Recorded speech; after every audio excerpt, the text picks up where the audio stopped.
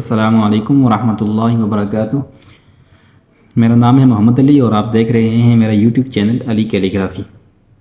آج کی جو ویڈیو ہے وہ لیسن نمبر 4 ہے، جو کہ ریلیٹڈ ہے جیم کی تختی سے۔ ہم اس ویڈیو میں سیکھیں گے کہ جیم کو دوسرے الفاظ کے ساتھ کیسے ملایا جاتا ہے، جیسے جیم کو الف کے ساتھ، جیم کو با کے ساتھ، جیم کو جیم کے ساتھ، دال کے ساتھ، اسی طرح جیم سے یا تک ہم جو ہے وہ لکھیں گے، ڈبل حروف لکھیں گے۔ تو آئیے شروع کرتے ہیں۔ بسم اللہ الرحمن الرحیم۔